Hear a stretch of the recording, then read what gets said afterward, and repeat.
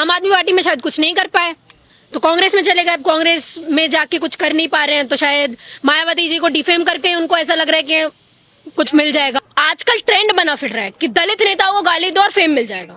दलित नेताओं से सवाल करो, दूसरी पार्टीज में जाओ तो लोग बहुत हाइप क्रिएट कर रहे हैं क्योंकि दलित नेता कुछ कर नहीं रहे। तो राजेंद्र पाल जी भी उस रेस में पीछे तो है नहीं, वो भी ये सोच रहे हैं कि अरे हम भी कर लेते हैं, क्या पता हम आने वाले टाइम में हम लोगों को बड़ी पोजीशन मिल जाए कांग्रेस पार्टी में। जो कह रहे थे कि हमारे लोगों का बहुत भला करने वाले हैं, कितना भला किया है आप लोगों ने। जो आम आदमी पार्टी में गए हैं, जो कांग्रेस में गए हैं, जो सपा में गए हैं, क्या भला कर रहे हो आप? क्या भला, क्या कौन से एजेंडा पे काम कर रहे हो आप, ये मुझे बताइए। वो जो पढ़ा लिखा यूथ है, जो सवाल करना जानता है, राइट टू इन्फॉर्मेशन उसको है, वो सवाल कर रहा है, आप उसको कॉकरोच बोल रहे हो। क्यों?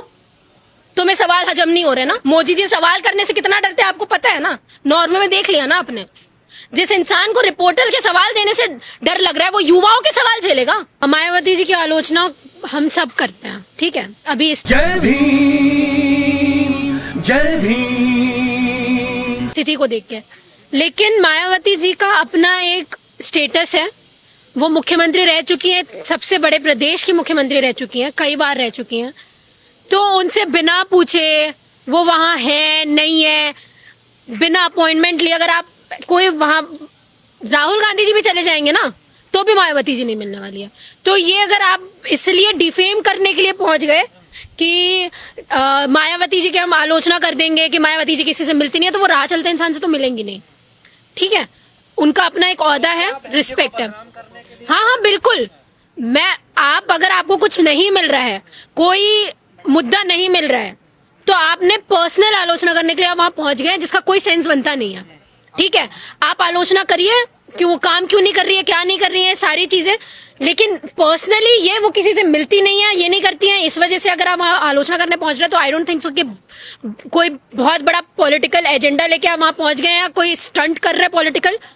और राजेंद्र पाल जी बड़ी शख्सियत हैं, पढ़े लिखे हैं, समझदार है, राजनीतिक पार्टी में रह चुके हैं, इतना उनको भी समझना चाहिए कि आदरणीय बहन जी के पास में अगर आप जा रहे हैं तो एक अपॉइंटमेंट पहले से बता सकते हैं उनको। फेम आम आदमी पार्टी में शायद कुछ नहीं कर पाए तो कांग्रेस में चले गए। अब कांग्रेस में जाके कुछ कर नहीं पा रहे हैं तो शायद मायावती जी को डिफेम करके उनको ऐसा लग रहा है कि कुछ मिल जाएगा। कुछ भी हो सकता है। राहुल गांधी जी खुद, उनको पता है कि मैं जाऊंगा तो मैं मिलेंगी नहीं मायावती जी, तो मेरा स्टैंडर्ड गिर जाएगा, तो किसी दलित नेता को ही भेज देते हैं। कुछ भी हो सकता है, वी डोंट नो। क्या हथियार बनाया? हाँ हो सकता है, और हमारे लोग तो तैयार हैं ऐसी चीज करने के लिए, हथियार बनने के लिए तैयार ही रहते हैं। मुझे तो उन लोगों से भी प्रॉब्लम है जो पार्टी ज्वाइन करके जो कह रहे थे कि हमारे लोगों का बहुत भला करने वाले हैं। कितना भला किया है आप लोगों ने। जो आम आदमी पार्टी में गए हैं, जो कांग्रेस में गए हैं, जो सपा में गए हैं, क्या भला कर रहे हो आप? क्या भला, क्या कौन से एजेंडा पे काम कर रहे हो आप, ये मुझे बताइए। सही तरीका नहीं बिल्कुल नहीं, मैं बोल तो रही हूँ, ये पढ़े लिखे इंसान, वो कहते हैं ना पढ़ा लिखा जो गवार होता है वो ये सारी हरकतें करता है। ये सारी हरकतें करनी ही नहीं चाहिए थी। और एक ऐसी सुपीरियर पोजीशन में जाके जब आप पूरे SC/ST विंग को रिप्रेजेंट कर रहे हो, आपको पोजीशन दी गई है, एक पोजीशन होल्ड कर रहे हो आप, उसके बाद आपकी तरफ से ये सारी चीजें हो रही हैं, तो ये सवालदेह स्थिति है। सवाल करना चाहिए, और जितने भी लोग हैं, पार्टी के भी लोग हैं, उनको भी सवाल करना चाहिए। जो आज दलितों के हक हकूक की बात कर रहे हैं ना दूसरी पार्टीज में जाके, ठीक है, इतने आप कोई बहुत सुपीरियर नहीं हो चुके हो कि किसी की पर्सनल लाइफ में जाके उसके ऊपर पर्सनल सवाल खड़े करो।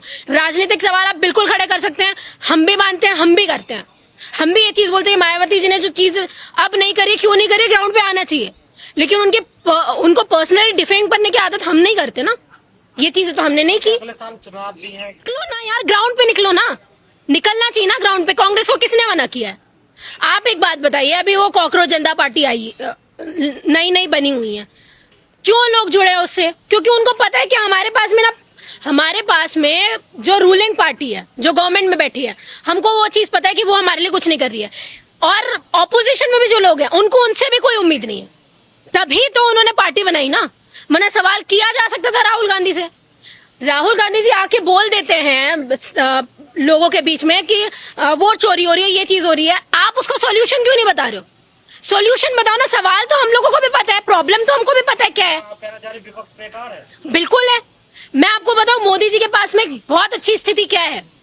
मोदी जी ऐसे टाइम में प्रधानमंत्री बने हैं जब सारी एजेंसीज उनके अंडर में है, पूरी मीडिया उनके अंडर में है और ऑपोजिशन ऐसा कोई काम नहीं कर रहा है।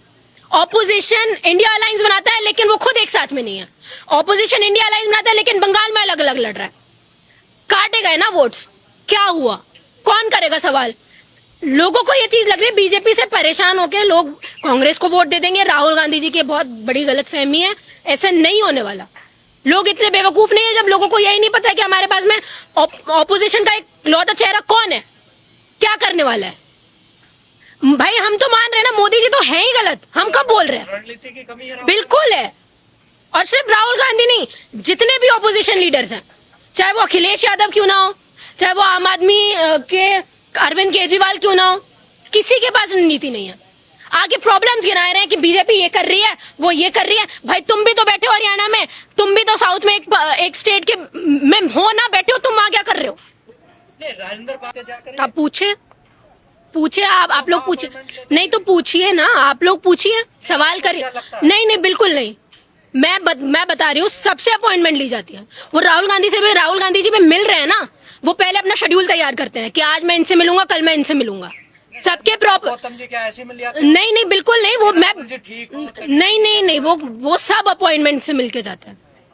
लेकिन क्या है अपने, लेना क्यों भूल गए? क्योंकि देखिए खुद गलती तो देखो कहीं ना कहीं बेंच की भी गलती है सर, है ना। उन्होंने अपना जो पॉलिटिकल जो करियर उनका है, जैसे उनको स्टैंड करना चाहिए वैसे नहीं किया। थोड़ी बहुत गलती उनकी भी, हम भी मानते हैं।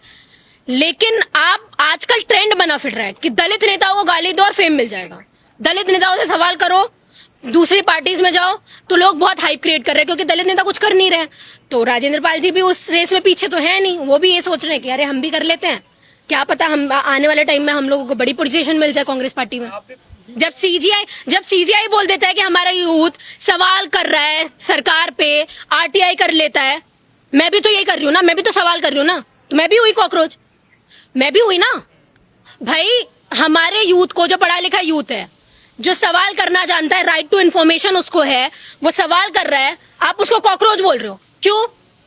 तुम्हें सवाल हजम नहीं हो रहे ना। जिस इंसान करेगा। देखिए मैं ये नहीं बोल रहा हूँ किसने बनाई किसने नहीं, ये सोच है, पॉलिटिकल पार्टी नहीं है और पॉलिटिकल पार्टी बननी भी नहीं चाहिए क्योंकि उसके लिए बहुत एक्सपीरियंस रहता है। दूसरी बात आप ये भी सोचिए, जब से उस इंसान के बारे में ये चीज पता चली है कि वो दलित है, लोग उसके ऊपर ये भी क्लेम करें कि दलित है, अब अंबेडकर के बारे में बात करेगा, ये करेगा, वो पेगविन है, ये तमाम चीजों के बारे में वो बात कर रहे हैं। तो आप सोचिए जातिगत जो स्थिति है हमारे देश की, जातिगत भेदभाव है कुछ रूट लेवल तक है। कल तक जो लोग उसको फॉलो कर रहे थे अब उसकी जाति के पीछे पड़े हैं। कौन है? अरे बैठा है वहां पे, क्या हो गया? सवाल तो जेन्युइन किया ना, सवाल तो उसने जेन्युइन किया ना। वो ये तो नहीं बोल रहा मैं पॉलिटिकल पार्टी बना रहा हूँ, वो सवाल खड़े कर रहा है। आप बनाइए, आप उतरिए ग्राउंड पे, आप सवाल करिए राजनीतिक पार्टी से। आज के टाइम में अब आप सोचिए कि ना यूथ को रूलिंग पार्टी के ऊपर भरोसा है, ना ऑपोजिशन पार्टी के ऊपर भरोसा है, तो वो अपना फोरफ्रंट स्टेब्लिश कर रहा है कॉकरोच जनता पार्टी के थ्रू, सवाल कर रहा है। और मैं ये चीज बोल रही हूँ, सोशल मीडिया सर एक ऐसा हथियार है। आपने नेपाल को देख लिया कि सोशल मीडिया बैन करने की वजह से सारा यूथ सड़कों पर निकला था। आज वो हथियार है हमारे पास में। ये कॉकरोच जनता पार्टी जो है ना, नहीं हो सकता। नहीं तो कानून में है ना कि आप राइट टू फ्रीडम है ना कानून में, कि वो सोशल मीडिया पे अपने सवाल खड़े कर सकते हैं। लोग कर रहे हैं वो चीज, कॉकरोच जनता पार्टी भी यही कर रही है। और मैं तो ये बोल रहा हूँ, ये करना चाहिए कि हर बीजेपी नेता, हर ऑपोजिशन लीडर जो बैठा हुआ है संसद में, उनकी पोस्टरों के नीचे जाके सवाल करो, उनका रिपोर्ट कार्ड मांगो कि तुमने ये चीज बोली थी, तुम नहीं कर रहे हो। ये सर साइकोलॉजिकल असर डालता है। राघव चड्ढा को देखा ना, फॉलोअर गिरते जा रहे थे उसके सोशल मीडिया पे, तो बॉट फॉलोअर्स खरीदने लगा था क्योंकि उसको पता था कि ये मेरी इमेज के लिए खतरनाक है। तो ये चीज करोगे, हथियार है, कर सकते हो। तो क्या ये बिल्कुल डरी है, तभी तो ट्विटर हैंडल उनका बैन कर दिया, ब्लॉक कर दिया। और क्या कहते हैं, अभिजीत जो है उसका पर्सनल इंस्टाग्राम अकाउंट को भी उन्होंने हैक करने की कोशिश की है। तो डर तो है, सरकार को डर जर्नलिस्टों से होता है, सरकार को डर ऑपोजिशन वाले लोगों से होता है, सरकार को डर दूसरे एजेंसी से होता है, तो सबको खरीद लेती है। सरकार को इतना डर है कि जो इन्फ्लुएंसर्स हैं उनके सोशल मीडिया अकाउंट्स बंद किए जा रहे हैं, तो इसने तो इतनी बड़ी मुहिम छेड़ दी। कॉकरोच जनता पार्टी ने तो 4 दिन में 22 मिलियन, 4-5 दिन में 22 मिलियन फॉलोअर्स होना, मतलब आप सोचिए उनकी पॉलिटिकल पार्टी से भी ज्यादा फॉलोअर्स है उनके पास, तो ये डर नहीं होगा? मोदी जी सवाल करने से कितना डरते हैं आपको पता है ना, नॉर्वे में देख लिया ना आपने। जिस इंसान को रिपोर्टर्स के सवाल देने से डर लग रहा है वो युवाओं के सवाल झेलेगा? सवाल ही पैदा नहीं होता। कुछ ना कुछ गलत समय आपका कौन सा सही होता है? 12 साल में आपने कौन सा अपना पर्सनल ऐसे प्रेस कॉन्फ्रेंस करी है? आप मुझे बताइए, की है आपने 12 साल में प्रेस कॉन्फ्रेंस? नहीं की ना। एक बार की थी अमेरिका में, जिसका क्रेडिट अमेरिका ने लिया था, लाइव आपने सवाल जवाब किए थे, उसमें भी सबरीना सिद्दीकी ने जब सवाल किए कि आपके देश में मुसलमानों की स्थिति इतनी खराब है, क्यों है, आप जवाब दीजिए, तो अपने लोकतंत्र के ऊपर बताने लगे कि हमारा लोकतंत्र इतना अच्छा है, देखिए देखिए, और उसके बाद इनका आईटी सेल ट्रोल कर रहा होता है सबरीना सिद्दीकी को। ये तो हालत है। हेले को भी यही किया ना, नॉर्वे के पत्रकार के साथ भी यही किया आपने। पूरे देश के अंदर जहां कहीं भी बहुजन समाज पर एट्रोसिटीज होती है, उस एट्रोसिटीज पर अगर वो व्यक्ति, वो परिवार मेरे पास तक पहुंच जाता है, जिन केसेज में मेरे फोन के जाने के बाद एक्शन हुआ, उस पर रेप केस तक है, कुल्हाड़ी से काटे हुए हमारे समाज के, बहुजन समाज के लोगों को काटा गया, उन पर कार्रवाई कराने का काम किया। ऐसे सैकड़ों मनुवादियों को जेल भिजवा चुका हूं जो मेरे समाज पे, मेरी बहन बेटियों पर अत्याचार करते हैं। मेरे फिल्म प्रोडक्शन हाउस के अंदर अगर कोई आदमी इलेक्ट्रॉनिक मीडिया के अंदर जाना चाहता है या फिल्म लाइन में जाना चाहता है, उसको फ्री ऑफ कॉस्ट ट्रेनिंग में दे रहा हूं और देता रहूंगा। धर्म पढ़ाएंगे आपको, रामायण, महाभारत, गीता, बाइबल और कुरान। दोस्तों, आपको पढ़ना होगा भारत का संविधान। 1984 में काशीराम साहब को ज्वाइन किया मैंने। जय भीम, जय भीम। और उस टाइम मैं 9th क्लास में पढ़ता था। उनके उस रास्ते पे काम करता हूँ। सामाजिक आंदोलन चलते रहना चाहिए, राजनीतिक आंदोलन चले या ना चले। ना बिकता हूँ, ना मुझे कोई खरीद सकता है, ना समझौता करता हूँ। सिर्फ 18 घंटे काम करता हूँ। जब तक मेरे समाज के, बहुजन समाज के पीड़ित व्यक्ति को न्याय नहीं मिल जाता, तब तक मैं बाबा साहब के विचारों और संविधान पर चलता हूँ। 9810085714। गांव की घटना है, ठाकुरों ने राइफल से गोली चलाई, मारने का प्रयास किया, सिर्फ बारात चढ़त के ऊपर की, इस रास्ते से बारात नहीं चढ़ेगी, ठाकुरों का रास्ता है। सारे चैनल को बोला कि भाई स्टोरी चला दो, किसी कोई चैनल पे स्टोरी चलाने के लिए तैयार नहीं होगा। कौन से बहुजन समाज को न्याय दिलाने की बात कर? काशीराम साहब कहते थे कि मैं किसी की शादी में नहीं जाऊंगा, किसी के फंक्शन में नहीं जाऊंगा, किसी घर नहीं जाऊंगा, ना शादी करूंगा, ना गए कभी। जो संगठन, जो राजनीतिक लोग चला रहे, वो अपने घर में पहले सुरक्षा और बंगला और पैसे का और बड़ी कार का इंतजाम कर रहे हैं। उस पर भी आपको सोचना चाहिए। फिल्म लाइन और इलेक्ट्रॉनिक मीडिया में इस समाज के लोग, जो पुअर सेक्शन है, पुअर कास्ट जिसको कहते हैं, SC ST OBC माइनॉरिटी, एक भी चैनल का कोई भी मालिक इस देश के अंदर आज तक नहीं है। क्यों नहीं है? हमारा चैनल लाइक, शेयर, सब्सक्राइब देखना मत भूलिएगा। इसी के साथ आप लोगों से विदा लेता हूँ। जय भीम, जय भारत, जय संविधान, नमो बुद्धाय।